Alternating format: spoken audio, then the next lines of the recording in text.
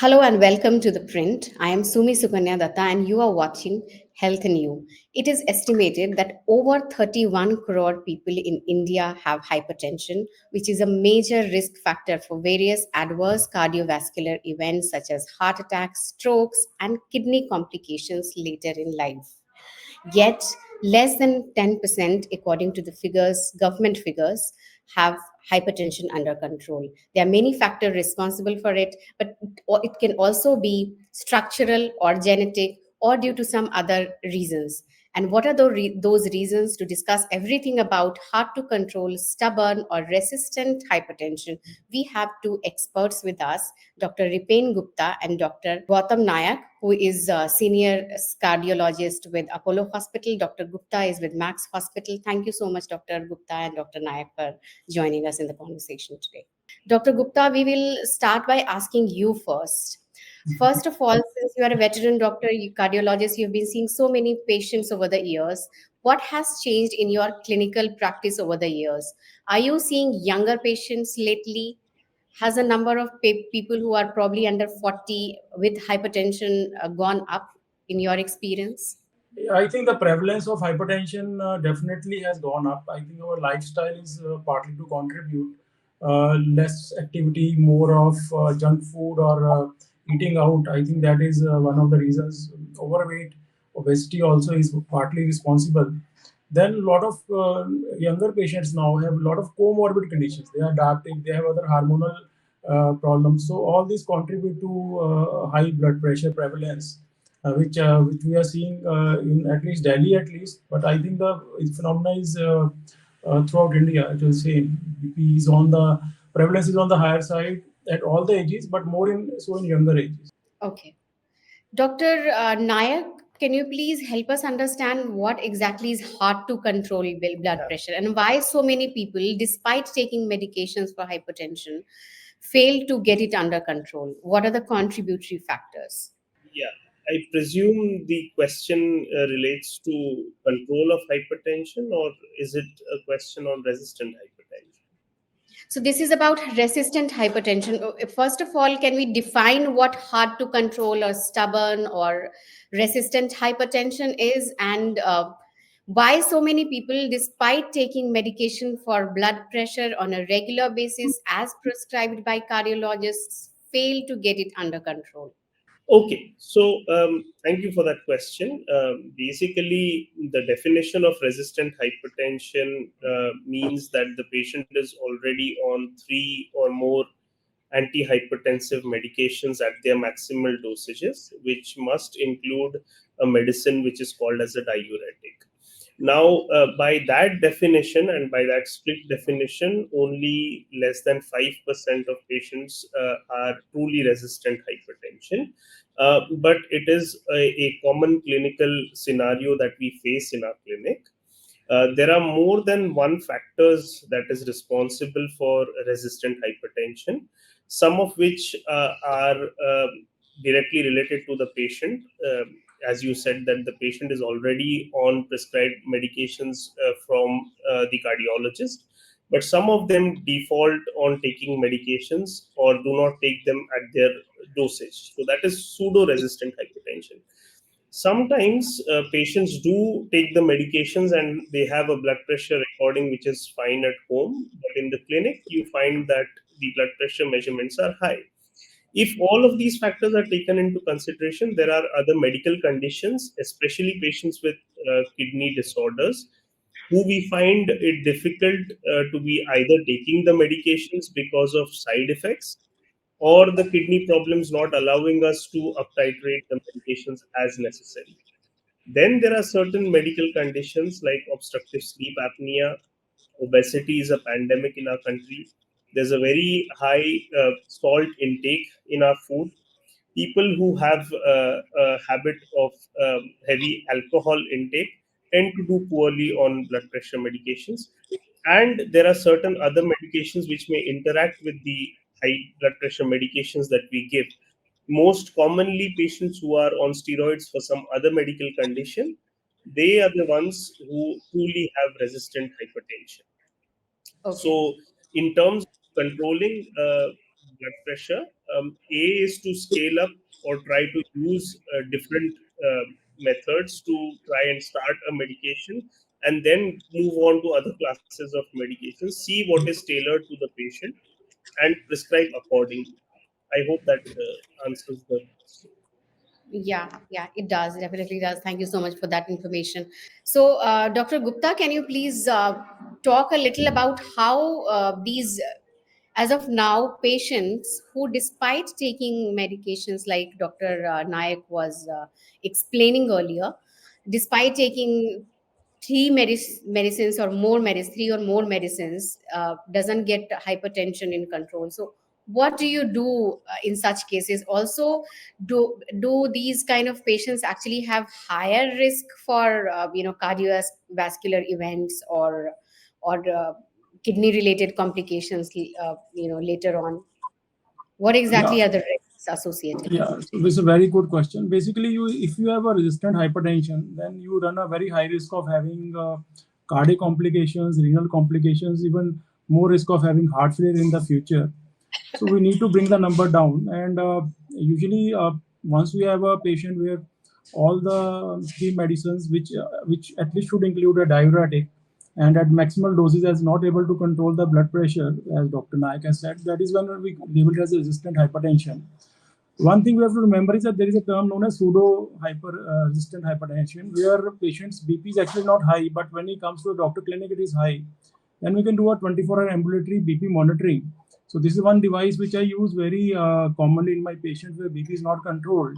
I want to see what is the extent of hypertension which I am seeing, because sometimes office readings can be falsely high. So using ambulatory BP gives me an idea about how much is the problem. Then we have certain medicines which we can add on top of these three medicines. One is a medicine known as aldosterone, spironolactone, which is a MRA. It is a drug which is given in resistant hypertension, and it works well in these patients. Lifestyle change, as Dr. Naik has already said, controlling your diet, doing regular exercise, and also looking at other medications which may interfere with the resistant hypertension. Those also have to be looked into. If the patient has some hormonal disturbances, or if he has a sleep apnea, as Dr. Naik has said, which we need maybe a sleep study to diagnose, and then we may need a CPAP. So all those conditions should be addressed along with escalation of the therapy. Then we can basically control this resistant hypertension in majority of the patients. But we have to not only just escalate the medicine, we have to look at the underlying pathology. What is the reason for this resistant hypertension? And sometimes, rarely, the patient may have a problem where there is a renal artery stenosis. So there's a blockage in one of the arteries flowing blood to the kidney arteries. That can also lead to a similar problem. So that also needs sometimes intervention to open up that artery, and it will help in controlling the blood pressure. Yeah. Thank you so much for sharing those insights. Please help us understand. There is a lot of talk about new therapies for hypertension in general, and in particular, we'll talk about this new drug Braxdostat also, which whose phase 3 clinical trial results have just been announced, and there is a lot of buzz in the global pharma market because it can control hard to control blood pressure as well. So one from accessibility point of view, do you think in your clinical practice are you seeing patients who are sort of able to access these newer kind of therapies for hypertension over the last few years? What is your experience? Yes, so thank you for that question. As you rightly pointed out, Baxdrostat is a medication which is a group of drugs called as aldosterone synthase inhibitors, which Mm-hmm. has recently entered phase 3 trials and has shown promising results. As with every new drug or treatment on the horizon, there is a lot of excitement surrounding this because it tends to cater to our patients who we find difficult in clinical practice to actually treat. But having said that, as Dr. Gupta very eloquently pointed out, we need to be absolutely certain that the patient is having resistant hypertension, which fits the definition. Aldosterone synthase is a very important enzyme which is in the pathway of hypertension, because it goes via the pathway of the renin angiotensin aldosterone mechanism, through which many of the drugs that we prescribe also go through. It has shown promise. About 750 patients were studied in the trial, each divided into a 1:1:1 multifactorial design. Long story short, it is something which has shown promise with less amount of side effects, the most important being high potassium level.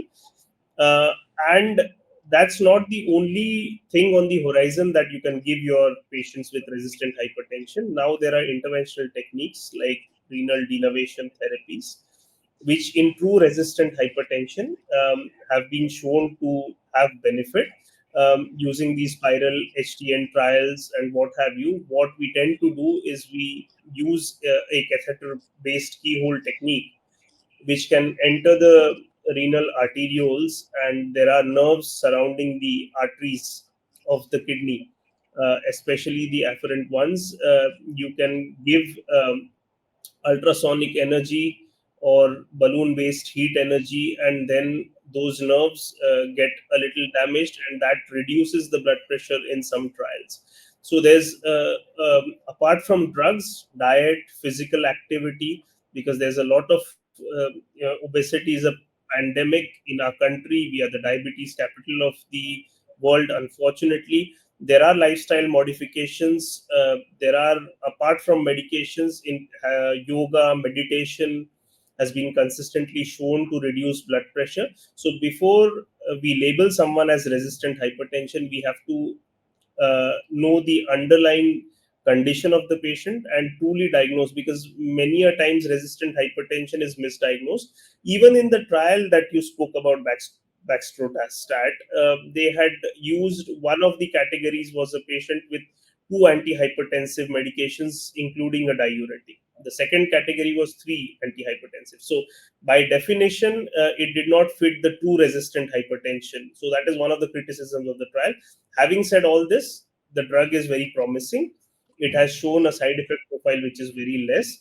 But coming back to harping on the same point, we need to be assured that a patient is having resistant hypertension truly. And apart, when all other therapies fail, we do have interventional therapies which are on the horizon for patients with true resistant hypertension. Okay. Very important points there again. Dr. Nayak pointed out a number of interventions that can actually help patients. Also, the lifestyle measures he emphasized on for preventing and managing hypertension.